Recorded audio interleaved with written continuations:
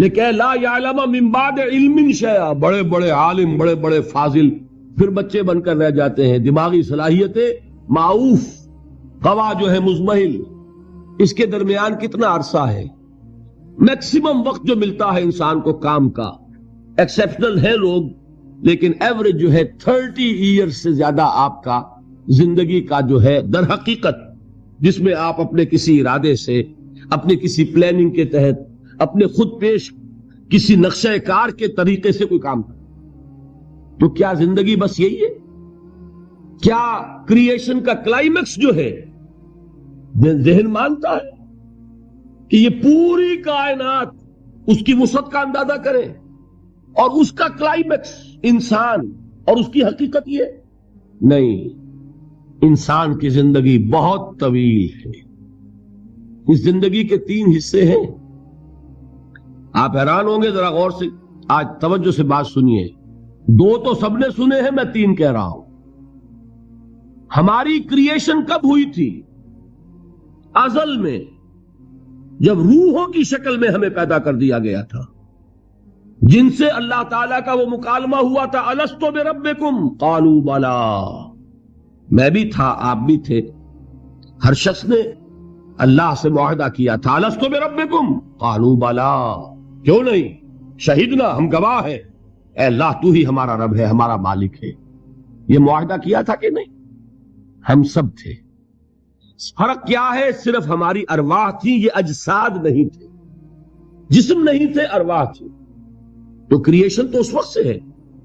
ایک زندگی ہماری وہ ہے جو ہم بتا آئے، ایک زندگی یہ ہے کہ ایک جسم کے ساتھ، وہ جسم جو زمین سے بن رہا ہے، پیدا ہو رہا ہے، زمین کی غذا سے پل رہا ہے، اس کے ساتھ اس روح کو شامل کر دیا گیا. یہ ہماری حیات دنیاوی ہے. اس کے بعد وقت آئے گا، جسم واپس چلا جائے گا جہاں سے آیا تھا. منہا خلقناکم وفیہا نعیدکم ومنہا نخرجکم تارۃ اخری. اسی میں سے ہم نے تمہیں بنایا تھا، اسی میں لے جائیں گے، اسی میں سے پھر قیامت میں اٹھا کھڑا کریں گے. لیکن کیا روح بھی دفن ہو جاتی ہے؟ نہیں. تمہاری اصل حقیقت وہ اس وقت لوٹتی ہے وہاں جہاں سے وہ آئی تھی.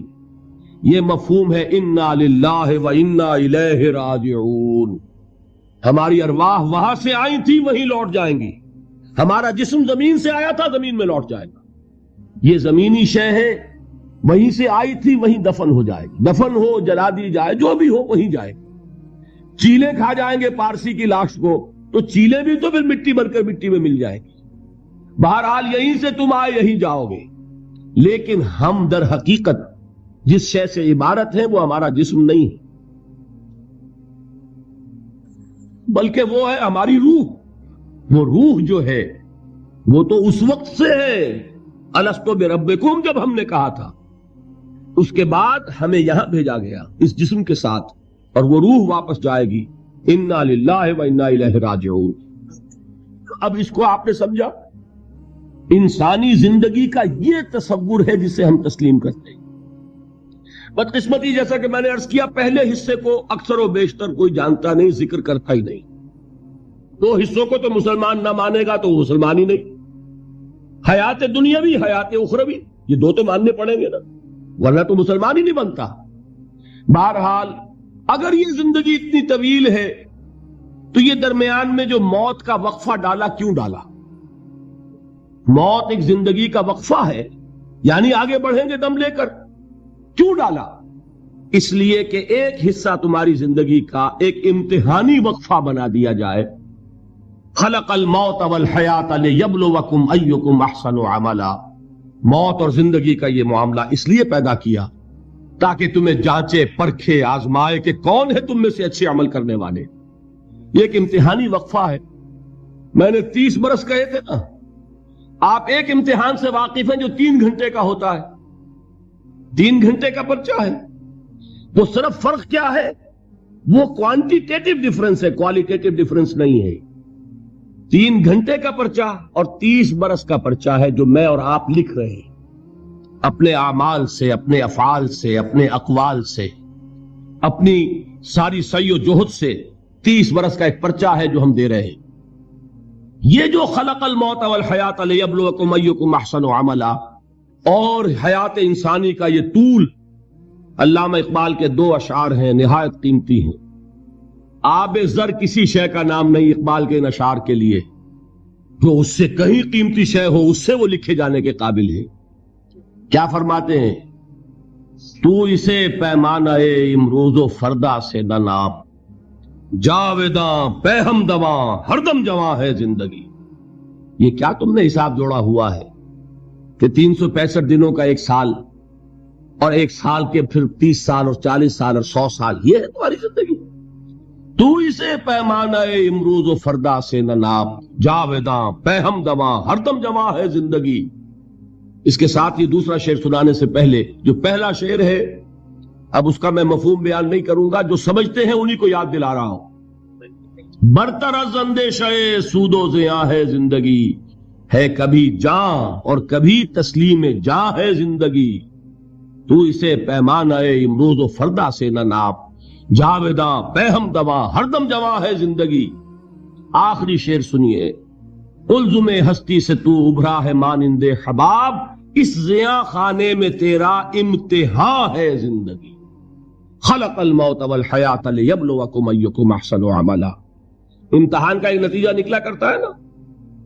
آپ کھڑے ہوا کرتے تھے کبھی 31 مارچ یا 1 اپریل کو ریزلٹ ڈکلیئر ہوتا تھا. وہ ایک دن آنے والا ہے، اسی کا نام ہے دی ڈے آف ججمنٹ. وہ ہے یوم القیامہ.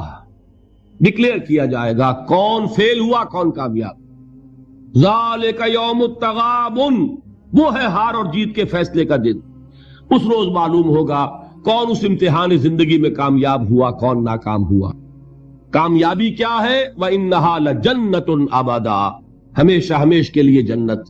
اور ناکامی کیا ہے؟ أَوْ لَنَارٌ أَبَدًا، یا جہنم ہے ہمیشہ ہمیش کے لیے. ان تمام چیزوں کو جمع کیجئے، یہ کیا ہے؟ ایمان بالآخرہ، ایمان بالمعاد. یہ دوسرا سوال، یہ دوسرا جواب سمجھیے ان سوالات.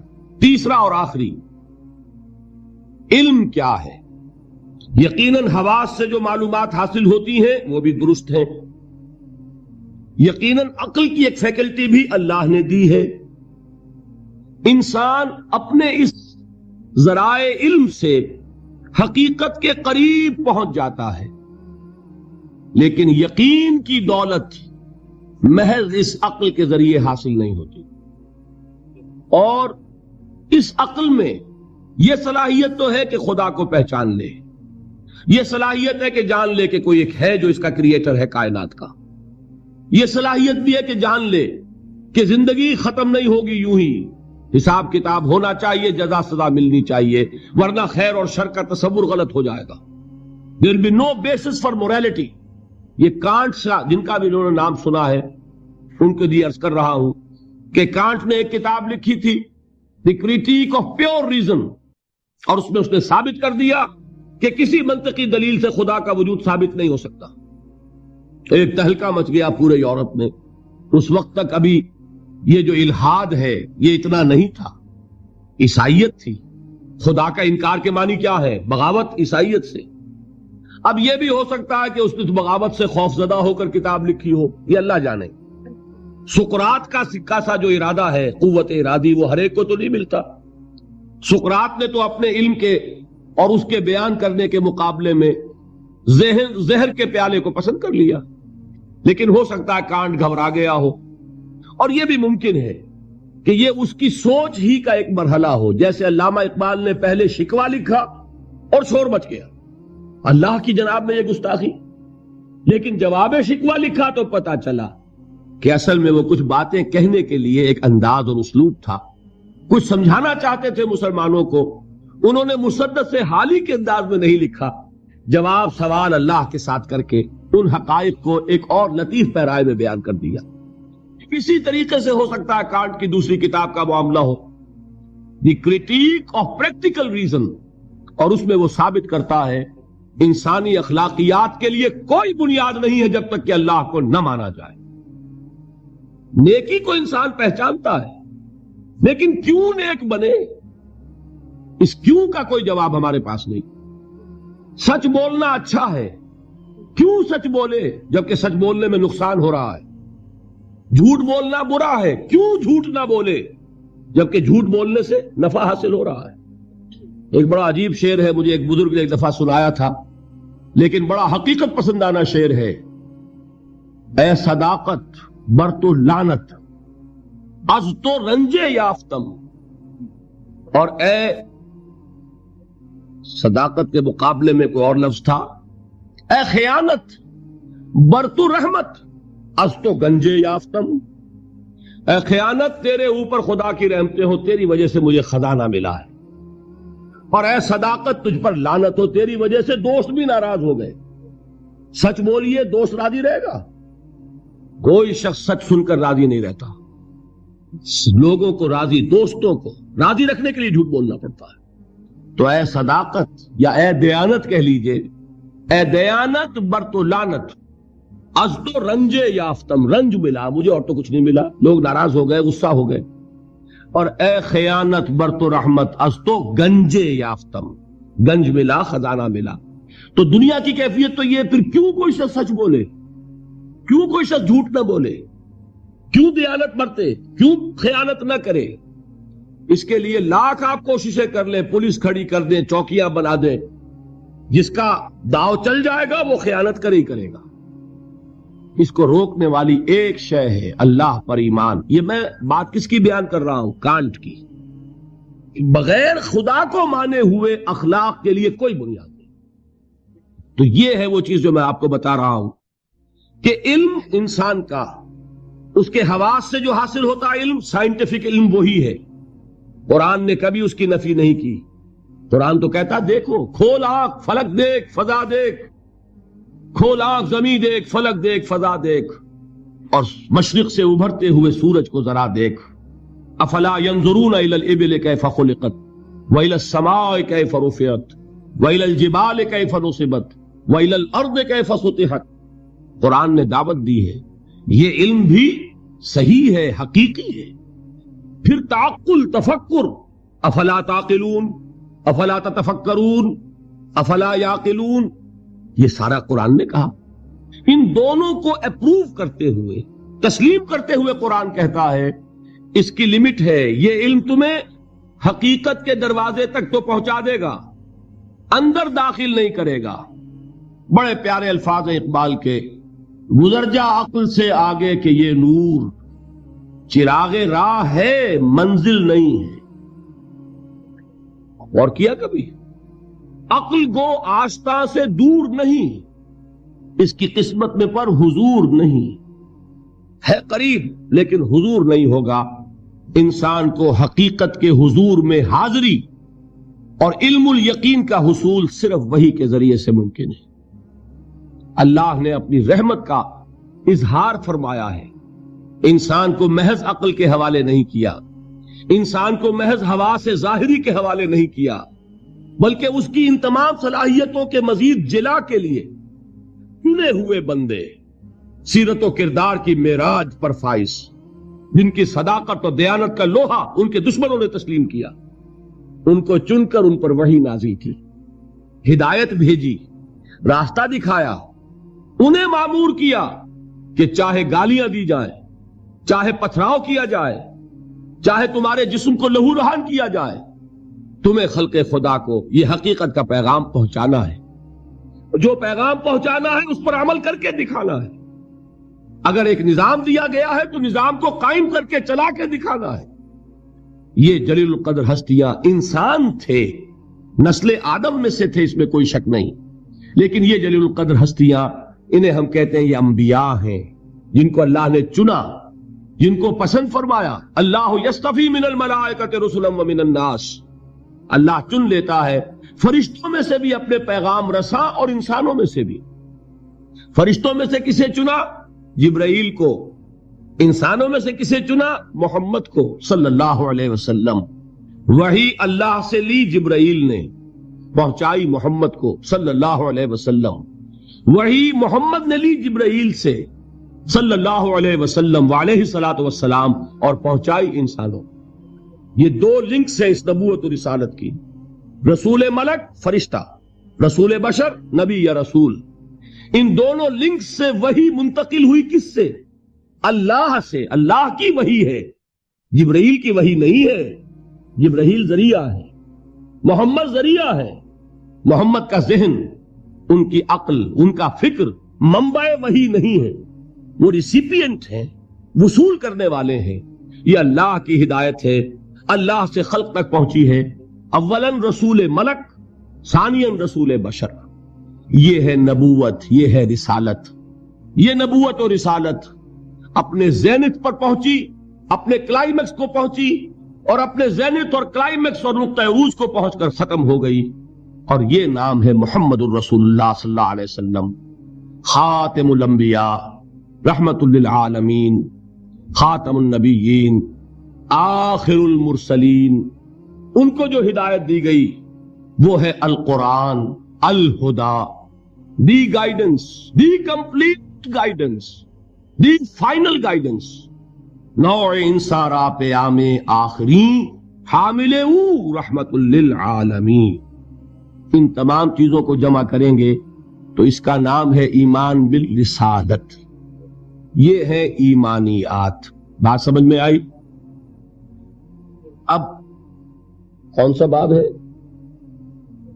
یہ؟ گنتی آپ کیجئے نا کہیں میں ٹھوکر نہ کھا جاؤں۔ 5واں باب غالباً۔ دیکھیے پہلا کیا تھا؟ ایمان کے لفظ ایمانی، کچھ یاد ہے کہ نہیں؟ ایمان کے اصطلاحی معنی۔ نمبر 3 ایمان کا سبجیکٹ میٹر یا موضوع۔ نمبر 4 ایمانیات کی تفصیل، اور ان کو ہم نے گروپ کیا 3 ایمانیات میں: ایمانیات ثلاثہ، توحید یا ایمان باللہ، معاد یا ایمان بالآخرہ، اور ایمان بالرسالت۔ تو 5واں باب ہے ان ایمانیات ثلاثہ کی ریلیٹو امپورٹنس، ایک دوسرے کے نسبت سے اہمیت کیا ہے۔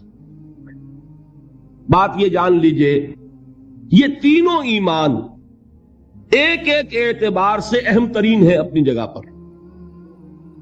اصولی اعتبار سے، علمی اعتبار سے، نظری اعتبار سے اہم ترین ایمان کون سا ہے؟ ایمان باللہ۔ بلکہ یوں کہا جا سکتا ہے جیسے آپ کہتے ہیں کہ ہاتھی کے پاؤں میں سب کے پاؤں، ایمان باللہ میں سارے ایمان موجود ہیں۔ یہی وجہ ہے کہ ایمان مجمل یاد ہے؟ ایمان مجمل کے الفاظ کتنے حضرات کو یاد ہے؟ ذرا ہاتھ اٹھائیں۔ ایمان مجمل، ایمان مفصل، بڑی مایوس کن صورت ہے۔ جہاں سے کہ ہماری تعلیم کا آغاز ہوا کرتا تھا، میں اپنے آپ کو خوش قسمت سمجھتا ہوں کہ میری تعلیم کا آغاز مسجد سے ہوا۔ حفیظ نے اپنے شاہنامے میں شروع میں جو تمہید اپنی زندگی کی بیان کی ہے، اس میں ایک شعر ہے، بڑا دردناک شعر ہے۔ اس نے بھی کہا میری تعلیم کا آغاز تو مسجد سے ہوا، لیکن پھر مجھے والدین نے، جو بھی اس زمانے کا رواج اور چلن تھا، اسکول میں داخل کر دیا کہ اب انگریزی پڑھو اور یہ سیکھو اور وہ سمجھو جس کی دنیا میں قدر و قیمت ہے۔ مجھے مسجد سے مکتب کی طرف تقدیر نے کھینچا، تنازع للبقاء کی آہنی زنجیر نے کھینچا۔ اسٹرگل فار ایگزسٹنس، ایک دوسرے سے آگے نکلنا، تنازع للبقاء، یہ تنازع للبقاء تھا اور ہے جس نے ہمارے نظام تعلیم کو بدل کر رکھ دیا ہے۔ اب آپ بچے کو پڑھائیں گے کنڈر گارڈن سے، وہ ڈیڈی اور ماما اور پاپا کہنا سیکھے، وہ اللہ اور محمد کے نام نہیں سیکھتا۔ نتیجہ کیا نکلتا ہے؟ کلمات اس کو یاد نہیں ہوتے، ایمانیات اسے یاد نہیں ہوتے۔ لیکن یہ کہ پہلے ہماری تعلیم کہاں سے ہوتی تھی؟ نورانی قاعدہ پڑھو، پھر وہ تعلیم الاسلام، مفتی کفایت اللہ صاحب کے رسالے، وہاں سے میرا آغاز ہوا تھا تعلیم کا، اور وہاں سے وہ دولت مجھے ملی ہے کہ مجھے آج تک یاد ہے۔ ایمان مجمل کیا ہے؟ آمنت باللہ کما ہوا باسمائہ وصفاتہ وقبلت جمیع احکامہ اقرار باللسان وتصدیق بالقلب۔ ایمان مفصل کیا ہے؟ آمنت باللہ وملائکتہ وکتبہ ورسلہ والقدر خیرہ وشرہ من اللہ تعالی والیوم الآخر والقدر خیرہ وشرہ من اللہ تعالی والبعث بعد الموت۔ اب آپ نے سوچا ایمان مجمل ایمان مفصل رشتہ کیا ہے؟ مجملن ایمان نام ہے ایمان باللہ کا، اللہ کو مان لیا، سب کو مان لیا۔ تفصیلاً ایمان نام ہے اللہ کو ماننے کا، فرشتوں کو ماننے کا، اور یوم آخر کو ماننے کا، اور تقدیر کو ماننے کا، اور نبیوں کو ماننے کا، کتابوں کو ماننے کا۔ یہ ہے تفصیل اور اجمال میں جس نے اللہ کو مان لیا، اس لیے کہ نبوت اور رسالت کیا ہے؟ اللہ ہی کی ایک صفت ہدایت ہے جس کی توسیع ہے۔ ہادی، الہادی کون ہے؟ اللہ۔ اس کی ہدایت کی شکل کیا ہے؟ وہی نبوت رسالت۔ اللہ کون ہے؟ وہ ہے العدل، انصاف کرنے والا، اور اس کے انصاف کا ظہور ہوگا آخرت میں۔ ایمان بالآخرہ کیا ہے؟ اللہ کے صفت عدل کا ظہور ہے۔ نیکوکار کو اس کی نیکی کا جزا ملے، بدکار کو اس کی بدی کی سزا ملے۔ گندم از گندم بے رویت، جو سے جو، جس نے گندم بوئی گندم کاٹے، جس نے جو بویا جو کاٹے، جس نے کانٹے بوئے کانٹے کاٹے۔ یہ عدل ہے، اللہ کی صفت عدل کا ظہور ہے آخرہ۔ تو دونوں یہ ایمانیات در حقیقت اللہ کی صفات کی ایکسٹینشن ہے، اس کی توسیع ہے، اس کی کرولریز ہے۔ تو ایمان اصلاً کیا ہے؟ ایمان باللہ۔ یہی وجہ ہے قرآن مجید میں ایک جگہ آیا ہے، ان الذین قالوا ربنا اللہ ثم استقاموا تتنزل علیہم الملائکۃ الا تخافوا ولا تحزنوا وابشروا بالجنۃ التی کنتم توعدون۔ کسی اور ایمان کا ذکر نہیں آ۔ جنہوں نے کہا ہمارا رب اللہ ہے، پھر اس پر جم گئے، ان پر فرشتوں کا نزول ہوتا ہے۔ کس پیغام کے ساتھ؟ نہ گھبراؤ، نہ رنج کرو، نہ غم، بلکہ خوشیاں مناؤ اس جنت کی جن کا تم سے وعدہ کیا گیا ہے۔ معلوم ہوا کہ اصل ایمان ایمان باللہ ہے۔ اسی میں ایک حدیث بھی آتی ہے، حضور سے ایک شخص نے کہا کہ حضور مجھے تو کل دین کی حقیقت ایک لفظ میں سمجھا دیجئے، میں بڑا عاجز ہوں، میرے اندر صلاحیت زیادہ لمبی باتوں کو سمجھنے کی نہیں ہے، ایک بات فرمائیے جو دین کی پوری حقیقت کو بیان کر دے۔ آپ نے جواب دیا، قل آمنت باللہ ثم استقم، کہو میں ایمان لایا اللہ پر، پھر اس پر جم جاؤ۔ تو ایمان باللہ اور اس پر استقامت، اس میں سب کچھ آ گیا۔ بلکہ میں یہ کہا کرتا ہوں اس لفظ استقامت میں قیامت مضمر ہے۔ گلا کچھ خراب ہونے لگا اس لیے میں ذرا احتیاط سے کام دے رہا ہوں، یہ ذرا گرم ہوا لیجیے چائے۔ اب آئیے، حقیقت کے اعتبار سے میں نے عرض کیا، نظری اعتبار سے، علمی اعتبار سے، اصولی اعتبار سے اہم ترین ایمان کون سا ہے؟ ایمان باللہ۔ اب لیجئے قانونی اعتبار سے، شرعی اعتبار سے، فقہی اعتبار سے اصل ایمان ہے ایمان بالرسالت۔ کوئی شخص کتنا ہی اللہ کو مانے، کوئی کتنا ہی موحد ہو، کوئی کتنا ہی متوکل ہو، کوئی کتنا ہی معرفت رکھتا ہو، کوئی کتنے ہی مراقبے کرتا ہو، اس کو مراقبوں میں کتنی ہی روشنی نظر آ جائے، مومن نہیں ہوگا جب تک کہ محمد کو نہ مانے صلی اللہ علیہ وسلم۔ یہ ہے قانون، یہ ہے مسلم اور غیر مسلم کا فرق، کون مسلمان ہے کون نہیں۔ اس کا سارا دار و مدار جو ہے وہ ایمان بالرسالت پر ہے، اور ایمان بالرسالت کے ساتھ ختم نبوت و رسالت پر ہے۔ جس نے اس میں نقب لگائی وہ قانونی اعتبار سے چلا گیا، وہ سچا ہو، بیانتدار ہو، ملنسار ہو، خادم خلق ہو، کچھ بھی ہو، جس نے محمد کا انکار کیا یا محمد کی ختم نبوت کا انکار کیا وہ مسلمان نہیں ہے۔ نا قانونی اہمیت کی چیز۔ آپ کے ہاں بعض لوگ کہتے ہیں فلاں شخص ویسے تو بڑا اچھا ہے، بڑا نیک ہے، دکاندار ہے تو بہت ہی دیانتدار دکاندار ہے، ڈاکٹر ہے تو بہت ہی اچھا اور خوش خلق ڈاکٹر ہے، لیکن یہ کہ اس کو لوگ کہتے ہیں کہ وہ غیر مسلم ہے۔ بھائی لوگ یوں ہی نہیں کہتے، اگر ختم نبوت کی فصیل میں نقب لگائی، یہی چیز فیصلہ کن ہے کسی شخص کے مسلمان ہونے یا نہ ہونے۔ رسالت کا اقرار اور اس کے ساتھ اس کی ختم نبوت کا اقرار، یہ دو چیزیں ہوں گی تو ایک شخص مسلمان کہلائے گا، مومن کہلائے گا. یہ نہیں ہے تو وہ کتنا ہی پاک باز ہو، کتنا ہی متقی ہو، کتنا ہی موحد ہو، کتنا ہی با اخلاق ہو، وہ شخص اپنی جگہ جو ہو سو ہو، مسلم نہیں ہوگا. یہ ہے اہمیت ایمان بالرسالت کی. نمبر 3، عمل کے اعتبار سے، اخلاق کے اعتبار سے اہم ترین ایمان بالآخرہ ہے. آخرت کا خوف ہوگا، تیر کی طرح سیدھے ہو جاؤ گے. جواب دہی کا احساس ہوگا، ہر قدم پھونک پھونک کر رکھو گے. دیکھو گے کہ غلط بات تو میری زبان سے نہیں نکل رہی، اس لیے کہ جواب دہی کرنی ہے. اللہ کے ہاں اکاؤنٹ فار کر سکوں گا کہ نہیں، جسٹیفائی کر سکوں گا کہ نہیں، مجھے یہ کہنے کا حق تھا کہ نہیں، میرے لیے یہ لقمہ حلال ہے کہ نہیں، میرے لیے یہ بات جائز ہے کہ نہیں. اس کے لیے خوف کیا ہے؟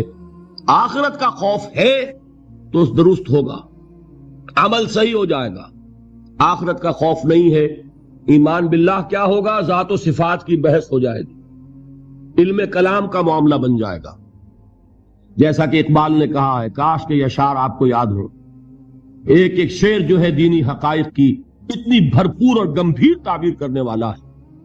زندہ قوت تھی زمانے میں یہ توحید کبھی، اور اب کیا ہے فقط ایک مسئلہ علم کلام. وہ علم کلام کا ایک مسئلہ بن کر رہتے ہیں.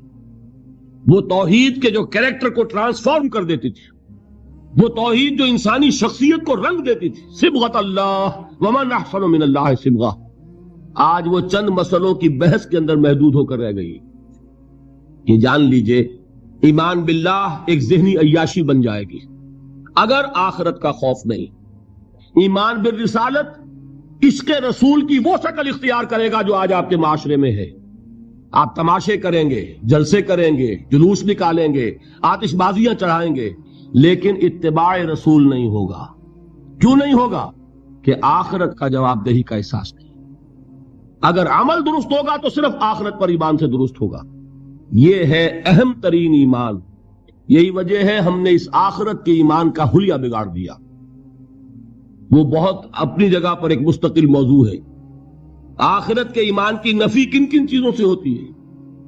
ایک یہ تصور جو یہودیوں کا تھا، نحن ابناء اللہ وحباؤہ، ہم تو اللہ کے بڑے چہیتے ہیں، لاڈلے ہیں، ابراہیم کی اولاد ہیں، اور ہمیں تو آگ چھوئے گی نہیں، چھوئے گی تو چند دن کے لیے. لن تمسنا النار الا ایاما معدودہ. معلوم ہوا کہ آخرت کو مان بھی رہے ہیں، آخرت کا خوف نہیں رہا. جب ہم چہیتے ہیں، لاڈلے ہیں، سیاں بے کوتوال، کاہے کا ڈر؟ لہذا ہمیں تو کوئی خوف نہیں. جہنم ہوگی دوسروں کے لیے، ہمارے لیے تو ہے نہیں. یہی بات ہمارے ذہنوں میں بیٹھی ہوئی ہے. ہم جو کچھ بھی ہیں خار ہیں اور یہ ہیں اور وہ ہیں، لیکن تیرے محبوب کی امت میں ہے. لہذا ہمارا کلیم ہے جنت is our birthright. We have a reservation there. کون ہمیں اسے ڈپرائیو کر سکتا ہے؟ معلوم ہوا کہ آخرت پر ایمان ختم ہو کر رہ گیا اپنی تاثیر کے اعتبار سے. اس کا آپ کے کردار پر، آپ کے اخلاق پر، آپ کے عمل پر کوئی اثر مترتب نہیں ہوگا، اس لیے کہ نفی کر دی ہے اس تصور. اور اس میں کوئی ایک چیز نہیں، بے شمار چیزیں ہیں. جس نے آخرت کا سارا خوف دلوں سے نکال لیا، اور آخرت کا خوف نہیں ہوگا تو عمل درست نہیں ہوگا. پھر عشق رسول وہ شکل اختیار کرے گا. کھڑے ہوئے ہیں اور نعت میں زمین و آسمان کے قلابے ملا رہے ہیں، اور شکل دیکھیے تو 12 بجے ہوئے ہیں. سنت رسول صلی اللہ علیہ وسلم کی توفیق نہیں ہے، لیکن عشق رسول کے وہ بلند باغ دعوی ہیں کہ معلوم ہوتا ہے کہ اپنی جان اور تن اور من اور دھن سب کچھ ابھی نچھاور کر دیں گے، لیکن یہ ہے کہ رسول کا اتباع نہیں کر سکتے، رسول کے نقش قدم پر نہیں چل سکتے. قرآن پر ایمان کے دعوی ہیں، اور قرآن جس شے کو حرام ٹھہرا رہا ہے اسے اپنے لیے جائز کیا ہوا ہے.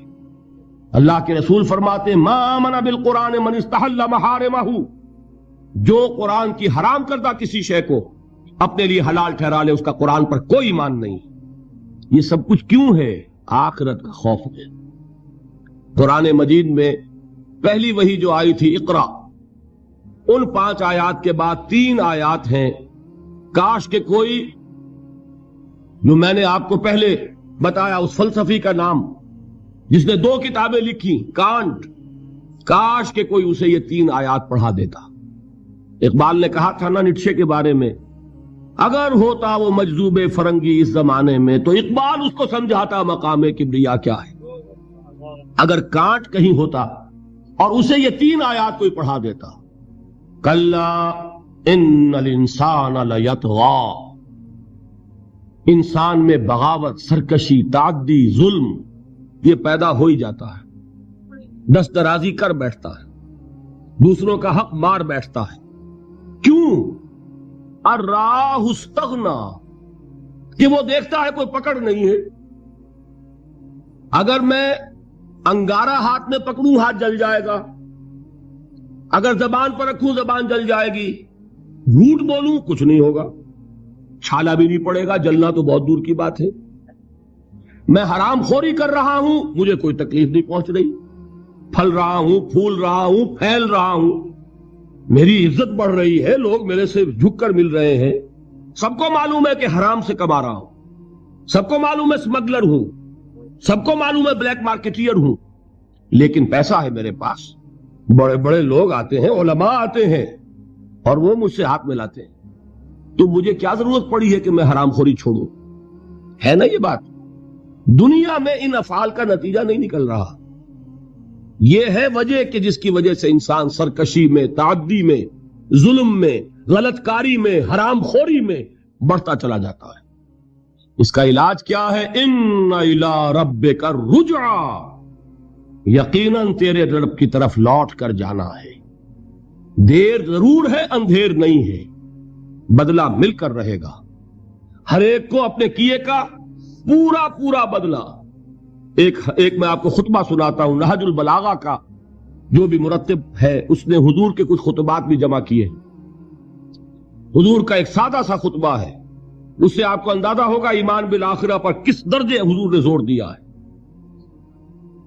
واللہ لتموتن کما تنامون، خدا کی قسم تم سب کے سب مر جاؤ گے جیسے روزانہ رات کو سو جاتے ہو۔ ثم لتبعثن کما تستيقظون، پھر تمہیں اٹھا لیا جائے گا جیسے روزانہ صبح کو بیدار ہو جاتے۔ ثم لتحسبن بما تعملون، پھر تمہارا حساب کتاب لیا جائے گا ان اعمال کا جو کر رہے ہو۔ ثم لتجزون بالاحسان احسانا وبالسوء سوءا، اور پھر تمہیں لازماً بدلہ مل کر رہے گا، بھلائی کا بھلا بدلہ اور برائی کی بری سزا۔ اور وہ کیا ہے؟ وَإِنَّهَا لَجَنَّةٌ أَبَدًا أَوْ لَنَارٌ أَبَدًا، یا آگ ہے ہمیشہ ہمیش کے لیے اور یا جنت ہے ہمیشہ ہمیش کے لیے۔ یہ زور ہے کلام نبوی میں اس ایمان بالآخرہ کے لیے۔ قرآن مجید میں آپ دیکھیں گے آخری پارے کی وہ صورتیں جو ابتدا میں نازل ہوئی ہیں، سارا زور آخرت پر۔ القارعہ ما القارعہ وما ادراک ما القارعہ یوم یکون الناس کالفراش المبثوث وتكون الجبال كالعهن المنفوش فاما من ثقلت موازینہ فهو في عیشۃ راضیہ واما من خفت موازینہ فامہ ہاویہ وما ادراک ما ہی نار حامیہ۔ میں ایک مثال دے رہا ہوں، الحاقہ ما الحاقہ وما ادراک ما الحاقہ اما یتساءلون عن النبأ العظیم الذی هم فیہ یختلفون کلا سیعلمون ثم کلا سیعلمون۔ سارا زور آخرت پر ہے، اس لیے کردار بنتا ہے اس آخرت پر یقین کے نتیجے، عمل درست ہوگا اس آخرت پر یقین کے نتیجے میں۔ تو ایمانیات ثلاثہ کی ایک دوسرے کے ساتھ جو نسبت و تناسب ہے اہمیت کے اعتبار سے، اس کے لیے یہ الجبرے کے فارمولے کی طریقے سے یہ حقیقت ذہن نشین کر لیجئے، علمی، اصولی، نظری، علمی اعتبار سے اصل اہمیت ایمان باللہ کی، قانونی، فقہی، شرعی اعتبار سے اصل اہمیت ایمان بالرسالت کی، اخلاقی، عملی اعتبار سے اصل اہمیت ایمان بالآخرہ کی ہے۔ یہ میرا گفتگو کا 5واں باب ختم ہوا۔ اب ہے اہم ترین باب، 6واں باب، ایمان کے 2 درجے۔ یوں تو ایمان کے درجات بے شمار، ایک ایمان میرا اور آپ کا، ایک ایمان ابو بکر اور علی کا رضی اللہ تعالی عنہما، کوئی نسبت و تناسب ہے؟ کتنے درجے ہوں گے؟ وہ درجات گنے نہیں جا سکتے، ناممکن۔ لیکن جان لیجئے کہ ان کو دو بڑے بڑے حصوں میں ہم تقسیم کر دیں۔ ایک ایمان ہے قانونی ایمان، اسی کے لیے ایک اصطلاح ہے اسلام۔ ایک ایمان ہے حقیقی ایمان، جس کے لیے ایک دوسرا لفظ ہے یقین۔ ان دو چیزوں کو علیحدہ علیحدہ سمجھ لیجیے۔ دیکھیے، تصدیق میں نے کہا تھا ایمان کے معنی تصدیق۔ تصدیق ایک ہے زبان سے، ہاں آپ صحیح کہہ رہے ہیں، آپ اللہ کے رسول ہیں، میں نے مان لیا جو خبر آپ دے رہے ہیں، میں نے قیامت کو مانا، بعث بعد الموت کو مانا، اللہ کو مانا، اس کے اسماء کو مانا، اس کی صفات کو مانا، میں گواہی دیتا ہوں اشہد ان لا الہ الا اللہ واشہد ان محمد رسول اللہ۔ یہ کیا ہے؟ اقرار باللسان۔ اس کا نتیجہ کیا نکلا؟ کوئی ہندو ہو، سکھ ہو، پارسی ہو، عیسائی ہو، بدھ مت کا ماننے والا ہو، پھر یہ چوڑا ہو، چمار ہو، کسے باشد، آج یہ جملہ زبان سے نکالے، وہ دفعتاً کیا ہو گیا؟ مسلمان۔ کوئی یہاں لمبا چوڑا سفر نہیں ہے، مسلمان ہونے کے لیے کوئی لمبے چوڑے ریچولز نہیں ہیں، کوئی لمبی چوڑی رسومات کا سلسلہ نہیں ہے۔ جو شخص یہ کہہ دے اور اقرار باللسان، ہم اسے مسلمان مان لیں، الا یہ نوٹ کر لیجئے، مغالطہ ہو جاتا ہے بعض لوگوں کو، الا یہ کہ بعد میں یہ معلوم ہو کہ وہ کوئی ایسی بات بھی مانتا ہے جو اسلام کی یا حضور کی دی ہوئی بنیادی تعلیمات کے خلاف ہے۔ جب یہ معلوم ہوگا تو ہم کہیں گے نہیں بھائی تم مسلمان نہیں ہوئے، اس کا نام تکفیر ہے، پھر اس کو کافر قرار دیا جائے گا۔ مثال دوں آپ کو، ایک شخص کہتا ہے اشہد ان لا الہ الا اللہ واشہد ان محمد رسول اللہ، ہو گیا مسلمان۔ بعد میں کہتا میں نے آخرت کا اقرار کب کیا تھا؟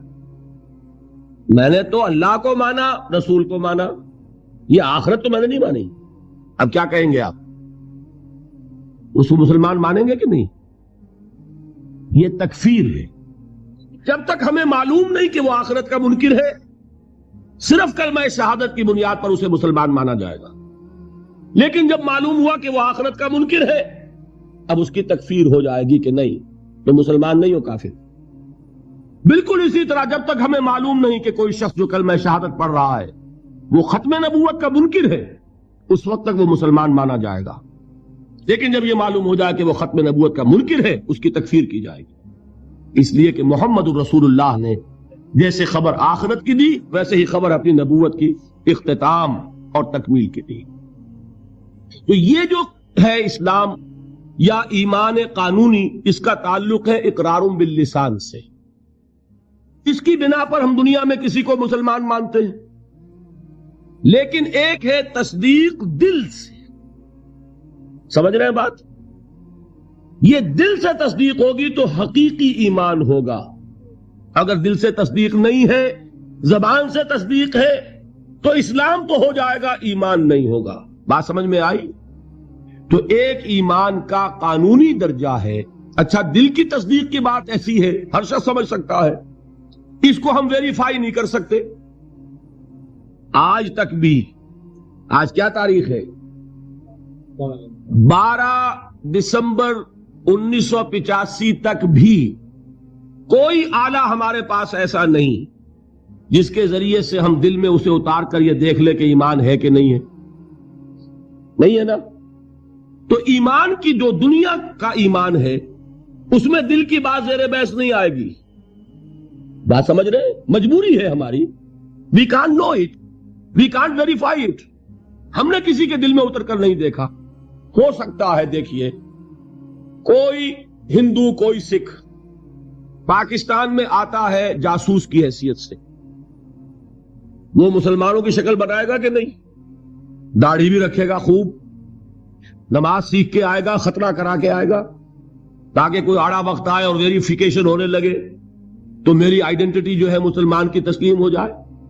اور ہو سکتا ہے ہمارے ہاں بارڈر ایریاز میں کوئی امام مسجد بن کے بیٹھا ہوا ہو اور وہ ہندو جاسوس ہو۔ کیا اس کے دل میں ایمان ہے؟ نہیں۔ وہ بنا ہوا مسلمان ہے، لیکن ہمیں مسلمان ماننا پڑے گا. کیوں؟ unless you can prove it otherwise. آپ کے پاس کیا ثبوت ہے؟ ثبوت مل جائے گا تو آپ اسے پکڑ کر جیل میں ڈال دیں گے جاسوسی کے جرم میں. لیکن یہ کہ جب تک آپ کے پاس کوئی ثبوت نہیں ہے you will have to accept him as a Muslim. اس لیے کہ مسلمان ہونے کے لیے قانونی طور پر ایمان کا تقاضا پورا کرنے کے لیے صرف اقرار باللسان ہے. دل کی تصدیق کو اس میں ہم کہیں زیر بحث لا ہی نہیں سکتے. It's impossible. یہی معاملہ اچھی طریقے سے سمجھ لیجئے. ایک شخص عین حالت جنگ میں، آج کل تو خیر دور سے ہوتی ہے ٹھاٹھا، لیکن یہ کہ وہ زمانہ جب کہ حضور کے زمانے میں جہاد ہوتا تھا، قتال ہوتا تھا، دو بدو جنگ ہے، تلوار ہے. واقعہ پیش آیا ہے بالفعل حضرت اسامہ ابن زید، جو یوں سمجھیے کہ حضور کے پوتے ہوئے. حضرت زید کو حضور نے منہ بولا بیٹا بنایا تھا. وہ تو جب سورہ احزاب نازل ہوئی اور اللہ نے فرمایا کہ اسلام میں کوئی منہ بولا بیٹا نہیں ہے، لوگ انہیں کہا کرتے تھے زید ابن محمد. حضور نے ان کو متبنہ بنایا ہوا ہے. پھر ان کو کہا گیا زید ابن حارثہ، تو ان کے بیٹے ہیں حضرت اسامہ، اور حضور انتہائی محبت کرتے تھے. ان کا یہ واقعہ ہوا. ایک جنگ میں ایک کافر کے ساتھ مقابلہ ہوا. حضرت اسامہ نے جبکہ بالکل وہ زد میں آ گیا، تلوار ان کی اٹھی ہوئی تھی، اس نے فوراً کلمہ پڑھ دیا اشہد ان لا الہ الا اللہ واشہد ان محمد رسول. اب ان کے لیے ایک پرابلم ہو گیا، تلوار چلے یا نہ چلے. انہوں نے یہی سمجھا کہ یہ صرف جان بچانے کے لیے ہیلا کر رہا ہے، بہانہ کر رہا ہے. تلوار نہیں روکی، گردن اڑا دی. لیکن دل میں ایک دغدغہ بھی رہا کہ یہ بات پتہ نہیں میں نے صحیح کی غلط کی. حضور کی خدمت میں خود پیش کیا معاملے کو. حضور نے فرمایا اسامہ، کلمہ شہادت کے ہوتے ہوئے تمہاری تلوار کیسے چلی؟ عرض کیا حضور اس نے صرف جان بچانے کے لیے کلمہ پڑھا. حضور نے اس کی نفی نہیں کی، لیکن یہ فرمایا کہ اسامہ قیامت کے دن کیا جواب دو گے جب کلمہ شہادت تمہارے خلاف استغاثہ لے کر آئے گا. اس کلمہ شہادت اور قانونی ایمان کی یہ اہمیت ہے. اور مثال سننی چاہتے ہیں؟ قصر خلافت کا محاصرہ کیا ہوا ہے. حضرت عثمان 50 دن تک محاصرہ ہوا، پانی کٹا ہوا ہے، کوئی رسد جانے نہیں دی جا رہی. حضرت عثمان کو معلوم ہے یہ باغی ہیں، معلوم ہے کہ یہ لوگ اسلام کی صرف انہوں نے ڈھال لی ہوئی ہے، یہی ہے جو فتنہ پیدا کر رہے ہیں. لیکن وہ ڈھال قانونی ایمان کی ڈھال ہے، کلمہ شہادت ادا کر رہے ہیں. کوئی جرم ابھی ثابت نہیں ہو سکا. ابھی تو انہوں نے قتل نہیں کیا حضرت عثمان کو، شہید نہیں کیا، تو کسی جرم کے وقوع میں آنے سے پہلے اس کی سزا کیسے دیں؟ حضرت عثمان کا جو فیصلہ تھا، بعض لوگ ناسمجھ لوگ، کم سمجھ لوگ، بلکہ میں سمجھتا ہوں کہ نیتوں میں فطور ہے جو یہ کہتے ہیں کہ حضرت عثمان نے یہ بڑا غلط کیا، بڑی کمزوری دکھائی. معاذ اللہ ثم معاذ اللہ. یہ وہی تو بات ہے. حضرت عثمان تلوار کیسے اٹھائیں جبکہ وہ کلمہ شہادت کی ڈھال رکھتے ہیں؟ کیا کہا تھا انہوں نے کہ میں ہرگز اپنی تلوار کو کسی کلمہ گو کے خون سے رنگین کرنے کے لیے تیار نہیں. یہ مجھے شہید کرنا چاہتے ہیں کر دیں، لیکن میں اپنی جان کے تحفظ میں کسی کلمہ گو کا خون نہیں بہاؤں گا. اس لیے کہ یہ کلمے کی ڈھال بہت بڑی ڈھال ہے، جس کو کہ حضرت اسامہ، حضور فرما رہے ہیں کہ اسامہ کیا جواب دو گے قیامت کے دن جب یہ کلمہ شہادت تمہارے خلاف استغاثہ لے کر آئے. یہ ہے اس قانون کی اہمیت. قانونی ایمان اس دنیا میں انتہائی اہمیت کا حامل ہے. حضور نے فرمایا کہ ایک مسلمان کی جان اور اس کی آبرو اللہ کی نگاہوں میں اتنی محترم ہے جتنا کعبہ. یہ تو آج ہمارا حال ہو چکا ہے کہ مسلمان کے خون سے خنجر آلودہ کر رہا ہے، مسلمان کی گردنیں کاٹ رہا ہے. ہمارے ہاں بڑی جنگوں کو چھوڑیے جو ہو رہی ہے اس وقت، آپ دیکھیں گے کہ ہمارے ہاں، ہمارے ممالک میں، خاص طور پر پاکستان میں، چند ٹکوں کے لیے انسانی جان لی جا رہی. چھوٹے چھوٹے جھگڑے، چند روپے کا جھگڑا ہے اور انسانی جان لے لی گئی، جس کو حضور نے فرمایا کہ اس کا احترام اللہ کی نگاہ میں بالکل اتنا ہے جتنا کعبے کا احترام. یہ ہے اس قانونی اسلام کی اہمیت. لیکن یہ جان لیجئے اس قانونی ایمان کا عمل دخل صرف اس دنیا تک ہے. آخرت میں سابقہ پیش آئے گا اس ہستی سے جو ہماری طرح لاچار نہیں ہے، وہ دلوں کے حال کو جانتی ہے، علیم بذات الصدور ہے، وہ جانتی ہے یعلم ما تسرون وما تعلنون. اللہ تو جانتا ہے جو کچھ تم ظاہر کرتے ہو اور جو کچھ تم چھپاتے ہو. واللہ علیم بذات الصدور، وہ تمہارے سینوں کی کیفیت کو جانتا ہے. لہذا یہ قانونی ایمان کیا مانی؟ اگر صرف اقرار باللسان ہے اور تصدیق بالقلب نہیں ہے، یہ ایمان دنیا میں معتبر ہوگا، دنیا میں ایک مسلمان کی حیثیت سے تسلیم کرا لے گا، اس کو تمام لیگل رائٹس، تمام constitutional rights of a Muslim in an Islamic state, تمام legal and moral rights of a Muslim in an Islamic society, he will be entitled to everything. ہر حق اسے حاصل ہے. لیکن آخرت میں معاملہ ہوگا اس ایمان حقیقی کی بنیاد پر جو قلبی تصدیق کے ساتھ. تصدیق ہے تو مومن قرار پائے گا، تصدیق قلبی نہیں ہے تو مومن نہیں قرار پائے گا. یہ البتہ ہے اس تصدیق قلبی کے مدارج ہوں گے. یقین کی گہرائی جیسا کہ میں عرض کر چکا، کہاں ابو بکر اور علی اور عمر اور عثمان اور طلحہ اور زبیر، کہاں سلمان فارسی، کہاں ابو ذر، کہاں ان کا ایمان، کہاں ہم میں سے کسی کا ایمان. زمین و آسمان کا فرق ہوگا. لیکن بیسیکلی تصدیق بالقلب ہوگا تو آخرت میں ایمان جو ہے تسلیم کیا جائے گا.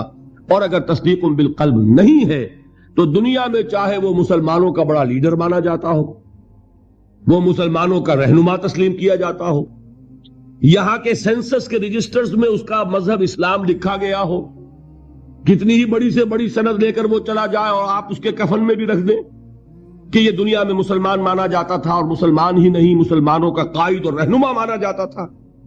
یہاں کی ساری سندیں اور یہاں کے ساری سینسس رپورٹس وہاں جو ہے پرے کاہ کے برابر وقت نہیں رکھتی. وہاں تو ایمان ہوگا دل کا تو ایمان ہوگا تسلیم. اور اگر تصدیق قلبی نہیں ہے تو اقرار باللسان کی بنیاد پر کوئی شخص وہاں مومن نہیں مانا جائے. یہی وجہ دیکھیے اس ایمان مجمل کے الفاظ کو پھر دہرائیے. کتنے جامع الفاظ ہیں. میں خراج تحسین ادا کرتا ہوں اس عالم کو کہ جس نے یہ الفاظ مرتب کیے، اس لیے کہ یہ الفاظ حدیث میں نہیں ہیں. یہ کسی بہت بڑے عالم اور امام، میں تحقیق نہیں کر سکا کس کے ہیں، لیکن یہ کہ کوئی بہت گہرا جو معرفت ہے دین کی، دین کا فہم، جس کو کہ تفقہ فی الدین کہا گیا ہے، ایک ان ڈیپتھ انڈرسٹینڈنگ آف دین جن کو حاصل تھی، وہی یہ لفظ متعین کر سکتا ہے. آمنت باللہ کما ہوا باسمائہ و صفاتہ وقبلت جمیع احکامہ. آگے کیا ہے؟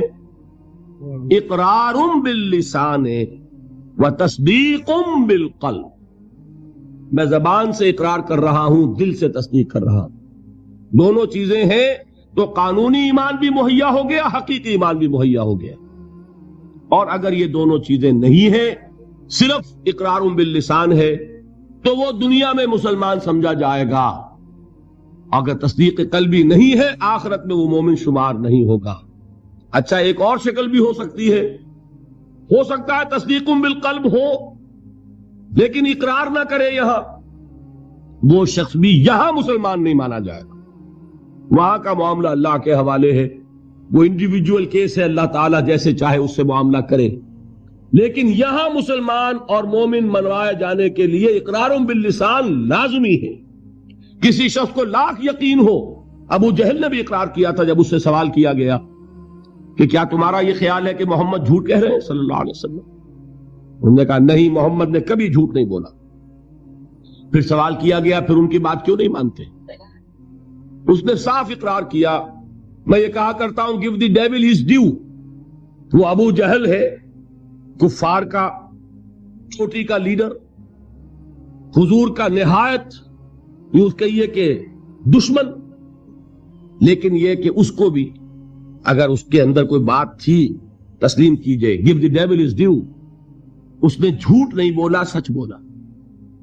اس نے کہا میں کبھی نہیں مانتا یہ کہ حضور یہ محمد صلی اللہ علیہ وسلم جھوٹ بولتے ہیں، کبھی جھوٹ نہیں بولا.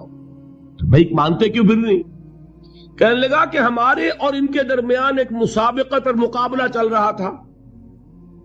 یہ قبائل کے اندر آپ کو معلوم ہے مقابلہ ہوتا ہے ایک دوسرے سے آگے بڑھنے کا، کہیں گھوڑا آگے بڑھانے پہ جھگڑا اور کہیں پانی پینے پلانے پہ جھگڑا. تو قریش ایک قبیلہ ہے، قریش کے گھرانے ہیں، یہ بنو ہاشم، بنو امیہ، بنو عدی، بنو تیم، بنو فلاں. تو اس نے کہا کہ ہمارے اور بنو ہاشم کے درمیان ایک مقابلہ تھا، مسابقت تھی، ہم کندھے سے کندھا لگائے آ رہے ہیں آج تک، ہم نے آگے نہیں نکلنے دیا بنو ہاشم کو. انہوں نے سخاوتیں کی، ہم نے ان سے بڑھ کر کی. انہوں نے لوگوں کو کھانے کھلائے، ہم نے بڑے دسترخوان بچھا دیے. ابھی تک تو ہم کندھے سے کندھا ملائے آ رہے ہیں. اگر ان کی نبوت مان لیں تو ہم قیامت تک کے لیے نیچے ہو جائیں گے، اور یہ مجھے گوارا نہیں. اور مثال چاہیے؟ قرآن کتنی مرتبہ کہتا ہے کہ یہود کے علماء حضور کو اس طرح پہچانتے تھے جیسے اپنے بیٹوں کو پہچانتے، یعرفونہ کما یعرفون ابناہم. ایک شخص لاکھوں میں بھی اپنے بیٹے کے پہچان میں غلطی نہیں کرے گا. وہ مثال دی ہے اللہ تعالیٰ نے. ایسے پہچانتے ہیں محمد کو جیسے اپنے بیٹوں کو پہچانتے ہیں، لیکن ایمان نہیں لائے. ایک استثناء حضرت عبداللہ ابن سلام رضی اللہ تعالی عنہ، علماء یہود میں سے جو ایمان لائے ہیں، باقی کوئی ایمان نہیں لایا. کیوں؟ کہ آج تک تو ہماری سرداری ہے، ہماری چودراہٹ ہے، لوگ ہم سے فتوے مانگتے ہیں، لوگ ہم سے آ کر پوچھتے ہیں، ہمارے ہاتھ چومتے ہیں. اگر ہم محمد کو مان لیں، ہماری سیادت، ہماری قیادت، ہماری چودراہٹ، ہماری مسند نشینی، یہ سب کی سب ختم ہو جائے گی، اور یہ ہمیں گوارا نہیں.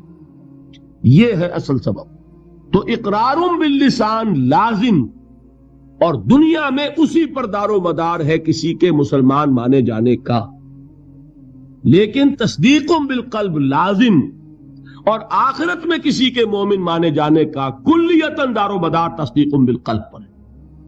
یہ دونوں باتیں علیحدہ علیحدہ. اصل میں ہمارے ہاں ایسا ہوا ہے کہ ان چیزوں میں صحیح طور پر علیحدہ علیحدہ نہ سمجھنے کی وجہ سے بڑی کنٹروورسیز ہو گئی ہیں، بڑے مغالطے، بڑے مباحثے، بڑے مناظرے، علم کلام کی بڑی بحثیں، ایمان کی حقیقت، ایمان اور عمل کا تعلق، ان چیزوں میں سارے اختلافات ریزالو ہو جاتے ہیں اگر یہ بنیادی بات آپ کو معلوم ہو جائے.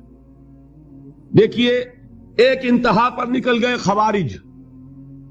خوارج نے کیا کیا؟ عمل کی بنیاد پر تکفیر. جس نے گناہ کبیرہ کیا کافر ہو گیا، کافر ہے تو مرتد ہے، مرتد ہے تو واجب القتل ہے. یہ ان کی بہت بڑی ٹھوکر تھی. اس دنیا میں مسلمان مانے جانے کا سارا دار و مدار صرف اقرار پر ہے. نماز نہ پڑھو کافر نہیں ہوگے، نماز کا انکار کرو گے کافر ہو جاؤ.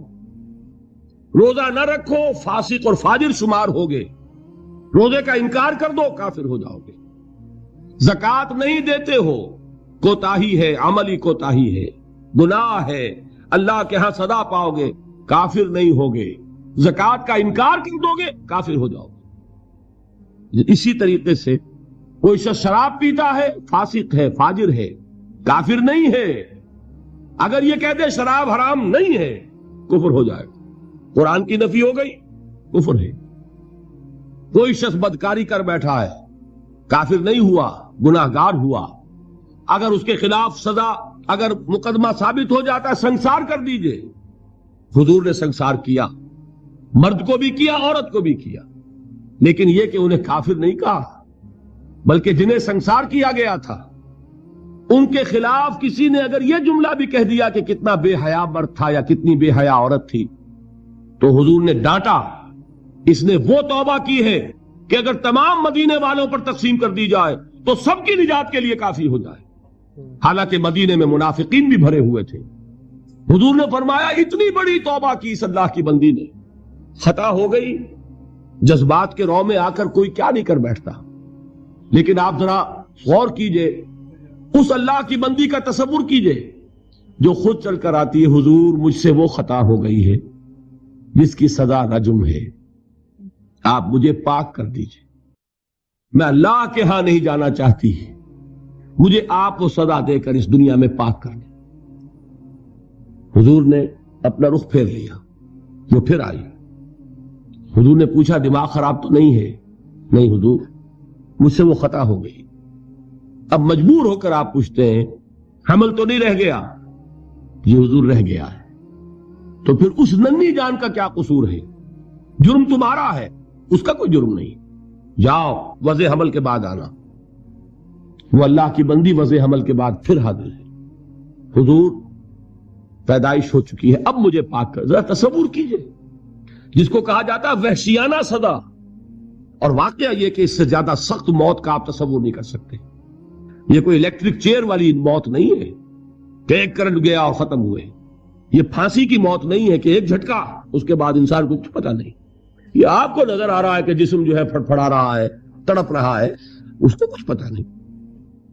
یہ موت کے پتھراؤ ہو رہا ہو، اور ایک ایک پتھر جو ہے جسم کے اندر گھاؤ ڈال رہا ہو، اور خون کے فوارے چھوٹ رہے ہوں، اور جان اس طرح نکل رہی ہو، لیکن وہ اللہ کی بندی خود پیش کر رہی ہے اپنے آپ کو، وضع حمل کے بعد حاضر۔ حضور نے فرمایا ابھی تو اس بچے کی زندگی کا دار و مدار تم پر ہے، جاؤ ابھی دودھ پلاؤ۔ پھر آتی ہے، بچے کے ہاتھ میں ٹکڑا ہے روٹی کا، کھا رہا ہے۔ حضور دیکھیے اب یہ روٹی کھانے لگا ہے، اب مجھے پاک کر دیجیے۔ اب مجبوراً حضور سزا کا حکم دیتے ہیں، جاؤ اس کو رجم کر دو۔ جب رجم کیا جا رہا تھا، کسی شخص کی زبان سے نکل گیا، کتنی بے حیا عورت تھی، اس پر ڈانٹ پلائی ہے حضور نے صلی اللہ علیہ وسلم۔ اللہ کی اس بندی نے وہ توبہ کی ہے کہ اگر تمام مدینے کے لوگوں پر تقسیم کر دی جائے تو سب کی نجات کا ذریعہ بن جائے۔ لیکن جرم جرم ہے، سزا ملے گی، البتہ کفر نہیں ہے۔ تو جرم اور کفر، گناہ اور کفر، یہ دو علیحدہ چیزیں۔ مغالطہ ہو گیا۔ دنیا میں کسی کا مسلمان سمجھا جانا اس کے عمل پر دار و مدار نہیں ہے، بلکہ اس کے اقرار پر ہے، اقرار باللسان۔ دوسری انتہا پہ ہم پہنچ گئے ہوئے ہیں کہ جو کچھ بھی کریں، اور صرف قانونی اگر اسلام ہے، صرف وراثتاً منتقل ہو گیا ہے، اس کی کوئی حقیقت دل میں ہے ہی نہیں، لیکن کلمہ گو ہے۔ تو بھائی کلمہ گو تو منافق بھی تھے، کیا کلمہ نہیں پڑھتے تھے؟ کیا عبداللہ ابن ابی کلمہ نہیں پڑھتا تھا؟ اصل شے ہے تصدیق بالقلب۔ حقیقی مومن اللہ کے ہاں قرار پانا وہ کلمہ گوئی پر نہیں ہے، وہ تصدیق بالقلب پر ہے۔ اور تصدیق بالقلب ادنا درجے میں بھی ہوگی تو اس کا کوئی نہ کوئی اثر عمل میں ظاہر ہوگا۔ یہ ایمان اور عمل صالح کا وہ تعلق ہے جس پر کہ انشاءاللہ کل بحث ہونی ہے۔ میں نے عرض کیا تھا 2 ابواب کل زیر بحث آئیں گے۔ ایمان کا عمل سے کیا تعلق ہے اور ایمان کا جہاد کے ساتھ کیا رشتہ ہے، یہ کل اور پرسوں جو ہے یہ 2 مباحث آئیں گے۔ اب میں ان کو یہاں چھوڑتے ہوئے آگے آخری بحث شروع کر رہا ہوں، ایمان اور امن۔ ایمان کا اصل حاصل دیکھیے، جہاں سے ہم چلے تھے وہاں پہنچ گئے ہیں۔ ایمان کا مادہ کیا ہے؟ امن۔ لفظ کہاں سے بنا؟ امن سے۔ امن کسے کہتے ہیں؟ نچنت ہونا، بے فکر ہونا، کوئی خطرہ نہیں، کوئی خوف نہیں، کوئی رنج نہیں، کوئی غم نہیں، کوئی ملال نہیں، کوئی اندیشہ نہیں، کوئی کھٹکا نہیں، یہ ہے امن۔ ایمان کا اصل حاصل جو انسان کو حاصل ہوتا ہے، اگر ایمان حقیقی موجود ہو، وہ امن ہے، وہ سکون ہے، وہ اطمینان ہے، وہ اندرونی سکون، اندرونی امن، قلبی اطمینان۔ الا بذکر اللہ تطمئن القلوب، یہ ایمان کا اصل حاصل۔ میں اس کو ذرا ایک تو میں ان آیات کے حوالے سے سامنے رکھنا چاہتا ہوں۔ سورہ انعام کی آیت میں نے آپ کو سنائی تھی۔ سورہ انعام میں ایک مومن اور ایک مشرک، 2 گروہوں کو سامنے رکھا گیا، پھر سوال کیا گیا ای الفریقین احق بالامن ان کنتم تعلمون۔